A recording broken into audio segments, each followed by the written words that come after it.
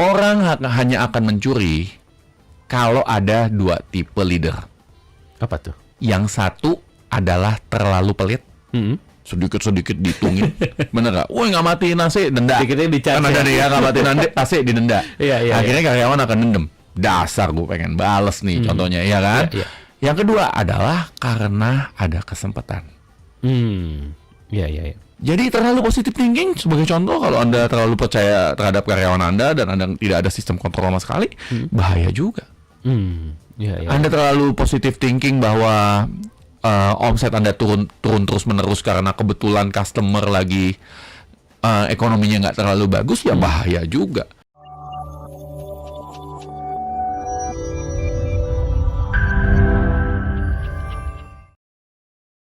Katanya kalau mau jadi sukses harus positive thinking terus, benar nggak sih? Jangan. Karena kalau Anda terlalu positive thinking, bahaya. Jadi contoh gini nih, 3 tahun lalu omset Anda turun dibandingkan tahun sebelumnya. 2 tahun lalu turun lagi omsetnya. Tahun lalu turun lagi omsetnya.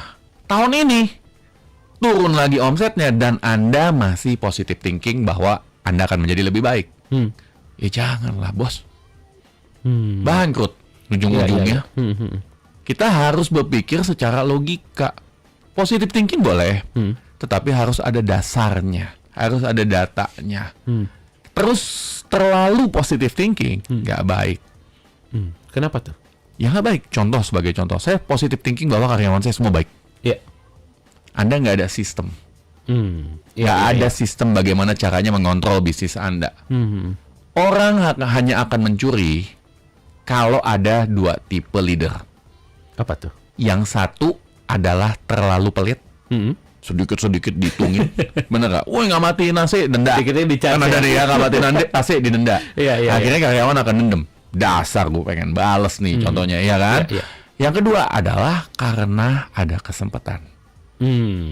Iya. Jadi terlalu positive thinking sebagai contoh, kalau Anda terlalu percaya terhadap karyawan Anda dan Anda tidak ada sistem kontrol sama sekali, bahaya juga. Iya. Anda terlalu positive thinking bahwa omset Anda turun terus menerus karena kebetulan customer lagi ekonominya nggak terlalu bagus, ya bahaya juga. Karena Anda nggak bisa mengharapkan terus melakukan hal yang sama dan mengharapkan hasil yang berbeda. Nggak bisa. Nggak bisa. Jadi yang namanya positive thinking terus menerus, itu Anda harus cek. Sebenarnya ya ngobrol lah dengan expertnya sebagai contoh. Ngobrol lah dengan lingkungan Anda, bisnis serupa seperti gitu nggak sih? Atau mungkin kalau Anda ngobrol dengan lingkungan Anda, maksudnya contoh Anda di bisnis properti, Anda coba deh ngobrol sama bisnis properti di area lain. Lihat dong, apa sih yang mereka lakukan, atau di area sana sebenarnya masih tetap yang terjadi kayak gitu nggak sih? Atau jangan-jangan Anda salah bergaul. Ya Anda harus cari gaul lingkungan-lingkungan yang bisa terus bagaimana kita meng-upgrade diri. Jangan udah nyamannya di situ, diem aja di situ, padahal nggak upgrade nih dari hari ke hari, bulan ke bulan gitu ya. Nah, banyak pembisnis itu terkadang halu positive thinking karena ya mereka memang udah kagak mau merubah aja. Ya udah begini aja udah nyaman. Jadi ya menggunakan kata-kata ya positive thinking.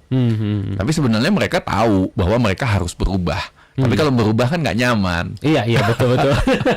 Butuh kerelaan hati, butuh niat untuk berubah. Betul. Ya. Iya. Jadi jangan terlalu positive thinking, tapi be realistic thinking. Be realistic thinking. Realistic thinking. Tapi nih Coach Yudi, kalau kita ngomongin soal positive thinking dengan positive vibes, ini sebenarnya satu hal yang sama atau berbeda nih? Kalau thinking kan itu di pikiran ya.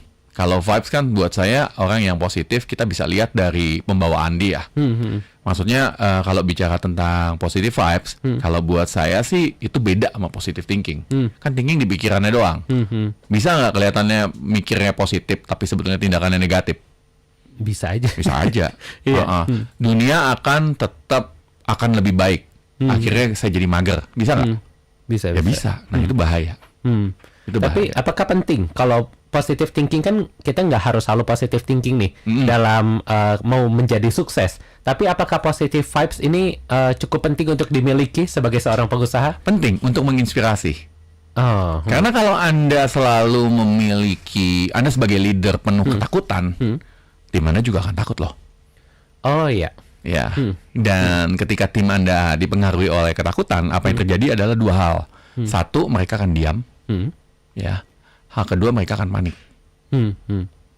Dan dua-duanya tidak akan berdampak bagus terhadap perusahaan Anda.